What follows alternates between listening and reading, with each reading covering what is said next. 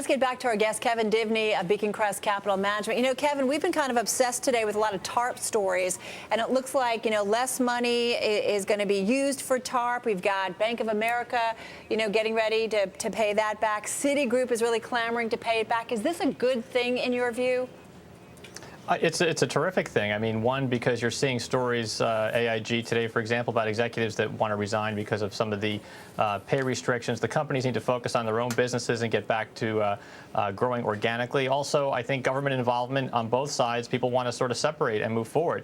But the larger backdrop, it shows the financial health of these companies, that they're making money on their operations, whether it's on the investment banking side or the bond trading side, and they can pay back some of these debts. But are they really healthy enough in your view? I mean, what if we see a significant downturn in commercial real estate or another leg down in residential real estate?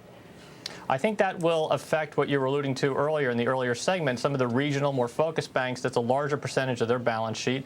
The large companies, JP Morgan, Bank of America, are very diversified, have a lot of trading operations, asset management to insulate themselves from that. And I don't know if there's going to be the political will to come in and help these banks again if the commercial real estate market continues to decline, which I think it will. It's a much longer cycle than residential. The turning points are years, not quarters. So I think there are more things to happen there. Hey, I wonder, do you think that we're going to see the commercial real estate just continue to decline, or will it be another one of those shoes to drop that you're concerned about? I mean, will there be a big one-time hit that kind of freaks everybody out? I think there'll be potentially a one-time hit that drives a lot of investors away from the space, but it's a secular thing, and there's a lot of capacity has come online. You've started to see defaults in places like New York, even some of the more healthier markets, where people that are trying to restructure their debt. A lot of capacity has come online here in the U.S. Dubai World is probably the case study for that, is trying to put too much things online. Large casinos and hotels opening in Las Vegas now. So that capacity takes a long time to work its way through the system, and it'll probably be looking at years. Also, lease rates have really not come down a whole lot. A lot of these owners are still holding on to trying to cover these expenses for their expansions. Hey, Kevin, we just got a headline. Matt was just pointing it out to me. Consumer credit in the U.S. declined less than forecast in October. Our story is saying a sign that the financial crisis is easing and households are kind of gaining confidence in that the economic expansion that we're seeing, that it really will take hold. You buy that?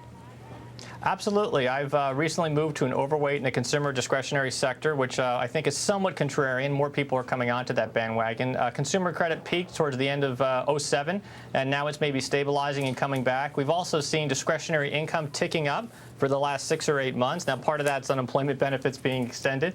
However, I think the balance sheet of the U.S. household is getting stronger, and they're sort of inching their way back into spending. But where do you want to see us here? I mean, you certainly don't want to see the consumer back to the same picture it was at the end of '07, right? I mean, at some point, it's good to have less debt than your annual income.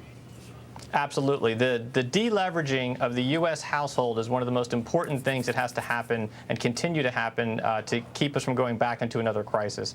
That said, normal consumption has to happen. People need to buy clothes and a refrigerator every few years. And trying to focus on those companies that are winners more from either a merchandising or an efficiency or a profitability standpoint is something where investors can make money in the U.S. stock market here. All right. So, Kevin, in terms of strategy, what else do you like here? The basic materials sector is something we continue to look at and overweight more because of global supply-demand imbalances. You were just talking about Terra and CF earlier. You see the demand, particularly from China, going to be growing in a secular way. Things like copper, things like steel, and things like oil, obviously, over the long run. All right. Thanks very much, Kevin Divney from Beaconcrest Capital Management.